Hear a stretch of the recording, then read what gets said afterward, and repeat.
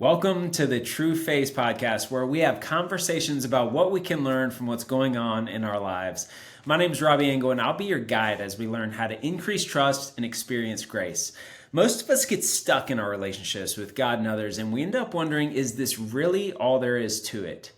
We at Trueface develop grace-based relational discipleship resources, equipping you to experience deeper relationships with God and others, equipping a growing group of men and women with a toolbox of teaching and experiences to help you experience the peace and the freedom of the original good news. And today I want to talk about a tension a lot of us feel in stewarding this gospel of grace and the call to go and make disciples, to impact others. And it's a tension that a lot of us struggle with, which is, am I healthy enough to make an impact or to lead others? Do I need to get my house in order before I impact others? And this came about in a conversation yesterday. So yesterday I was walking through the maze called IKEA with my wife, Emily. And just as I was hitting my shopping limit and about to head to the meatballs, which is usually about 6 minutes into the maze, I got a call from a good buddy, Scott. He jumped in, as this guy does, Scott does, with what he was learning from his counselor, that he's at a big career transition, a big transition, going from his 50s into his 60s, trying to shift from the corporate grind into something that is more aligned with his passion to invest in others. And he was sharing the new insights he was getting in this introspective season of transition, which is being helped by his counselor. And now some of these insights that he was processing were shocking to him about how much more he needs to grow. He's getting these insights of like, oh my gosh, I thought I was further along in these areas. He's also learning some areas of strength, but he was learning blind spots, weaknesses, and realizing he was further ahead in some areas, but in some areas he was further behind than he wanted to be. And we started talking about this universal tension.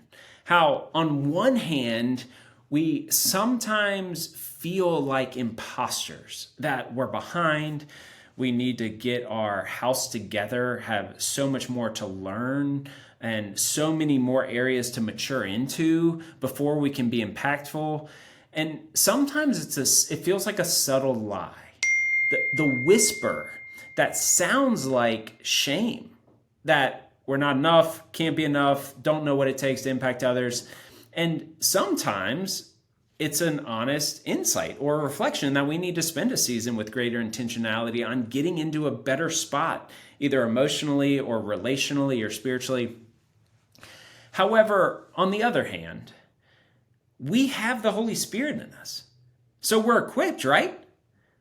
And we're called to partner with God in His kingdom work, in our brokenness, in our surrender to trust Him, to partner with Him.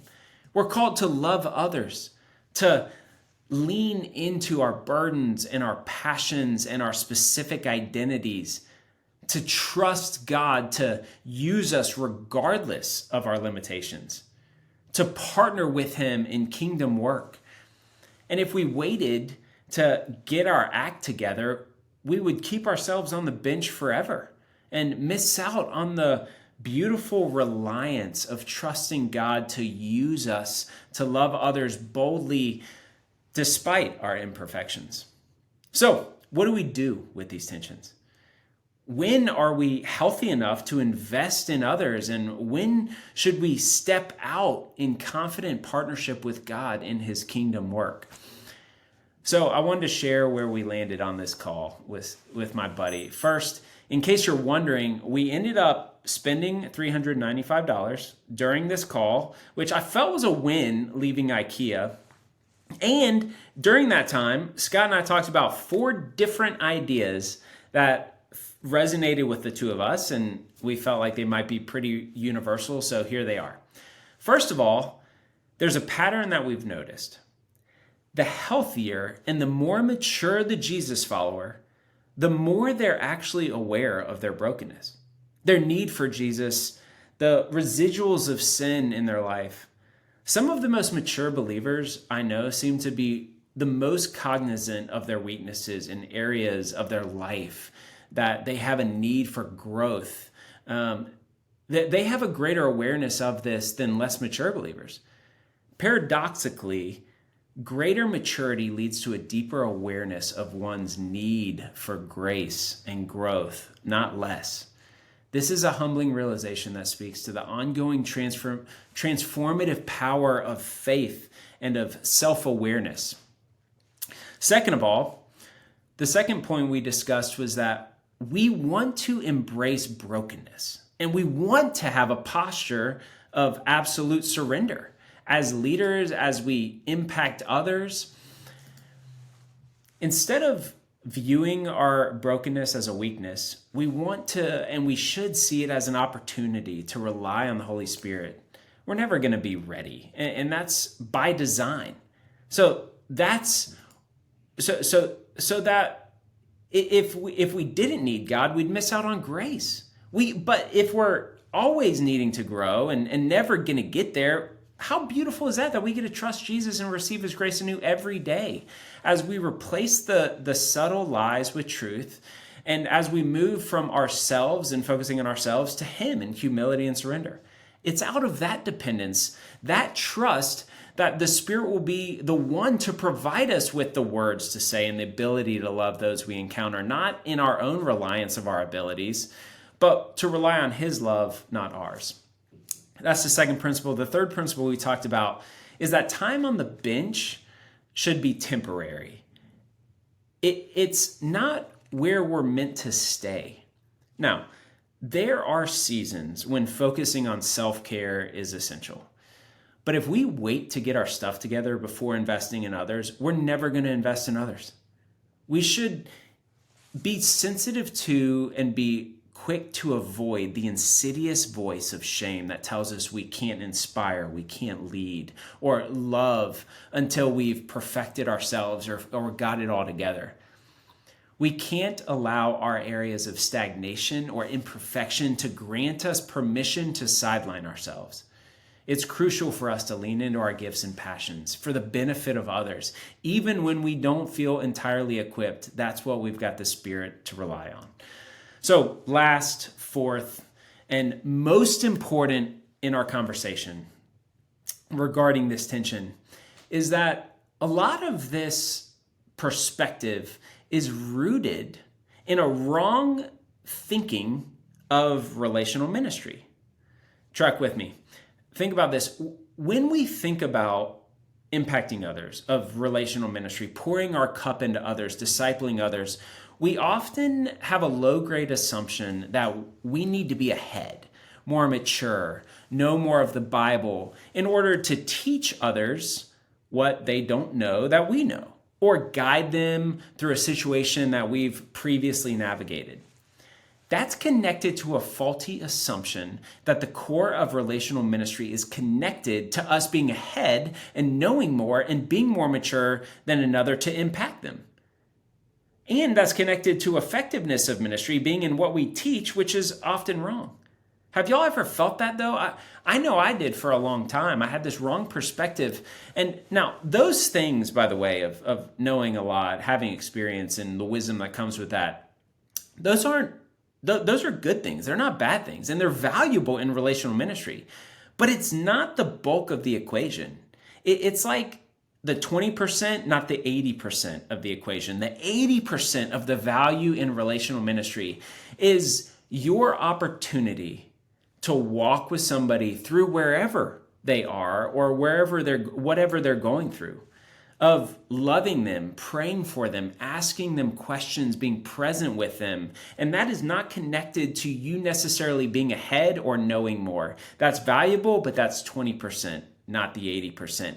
And if we're functioning, which often I've done, like that's 80%, then I'm not doing relational ministry well because I'm doing too much teaching or focusing on knowledge. Being present with them, asking the questions is the way of Jesus, which is less dependent on knowledge, being ahead, having it all together. Regardless of our struggles, we are able to love and walk with others. One of my friends, David, is younger than me.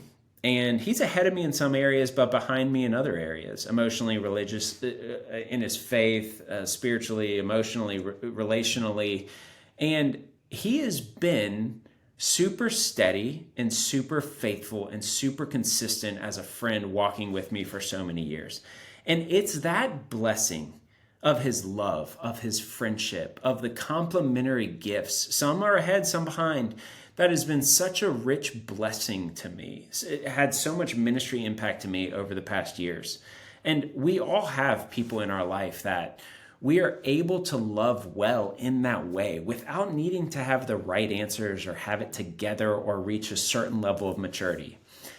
So, all that said simply, I believe it's more important for you to walk alongside someone than in front of them. I believe it's more important for you to ask questions than to teach somebody. I believe it's more important for you to model vulnerability than have it all together, which means we might be on the bench unnecessarily. Because your limitations might end up actually being your greatest strength in your relational ministry. That you're ready, that with the power of the Holy Spirit, you can do those things. Isn't that encouraging? It was for me in this conversation that the areas I'm weak, that vulnerability might be the greatest blessing to build a trusting relationship for someone in my life that I can love more intentionally, for that person to be seen and heard and prayed for and loved. I can do those things. And when I think about like impact in my own life from people, my dad is one of the top of the list of men who love God, who have impacted me and discipled me. And some of my memories of my dad's weaknesses have been trumped by my memory of him asking for forgiveness in humility, of sharing with me his struggles and his desires to improve, to work on these things. It was my dad's modeling the need for God's help, of God's grace, of asking forgiveness. That was such a powerful model of what it meant to be a follower of Jesus, a man of God. And those memories stemmed from his humble reaction to his mistakes, his losing his temper, his weaknesses as a dad. So we get to ask God, how can I partner with you in your kingdom work today? Regardless of where I'm at, what I'm working on, where I'm at in my own process of maturing, how can I partner with you in your kingdom work today? We get to ask God, do I need to take a season to focus on the up part, the relationship with God, and the in part, the healthy community with other believers, before the out part, the ministry to others? That's sometimes we need to take that season of pausing, reflecting the up and the in before we focus on the out. We get to ask God questions like, what faith step are you inviting me to take where I'm at today with who you've brought in my life? And if there's anything I'd love for you to think about or take away from this, it's that last question. Today, wherever you're at listening to this, what faith step are you inviting me to take, God? God, what do you want me to do now? The outcome is His, and it's His kingdom work. That's the light yoke. And we get to partner with God in that. So let's just ask Him. And it might be nothing for now, or it might be something significant that you don't feel ready for. He knows that, so we can just ask Him. Jesus calls us to go and make disciples. This is our mission, to help others mature in their spiritual journey, to point them towards Jesus, and to enable them to love others more effectively.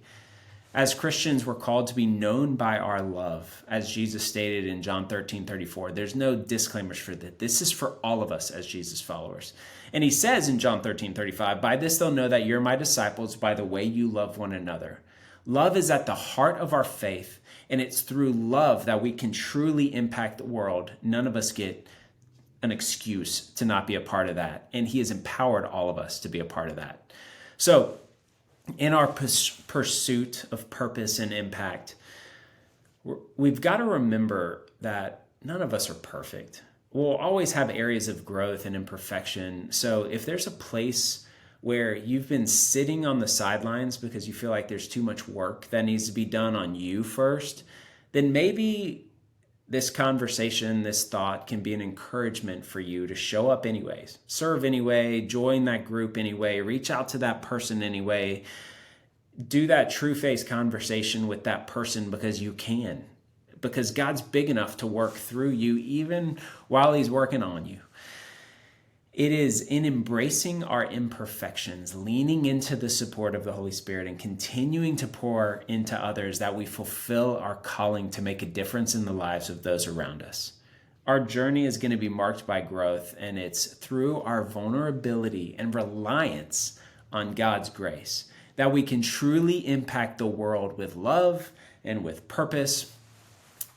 So it wasn't too bad for an IKEA trip, right? It was a good conversation. It was fun to process with y'all, and I'd actually go back to IKEA more with Emily if I knew I'd have good conversations and thoughts like this. But I would probably be broke, so that might be bad. But whoever's listening to this, brothers and sisters, you are sons and daughters of the King. And I will leave you with this blessing that you are invited to partner with him in kingdom work as he redeems what is broken and brings his peace and freedom. You've got the Holy Spirit. And the fruit of that is love to those in a broken world, hungry and thirsty for the beautiful good news of grace.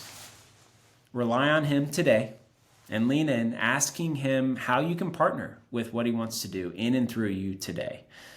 Love y'all, and thanks for being a part of this Trueface community. Feel free to share with friends, like it, subscribe to it, check out our resources on the Trueface Life app, and thanks for being a part of the Trueface tribe. See ya.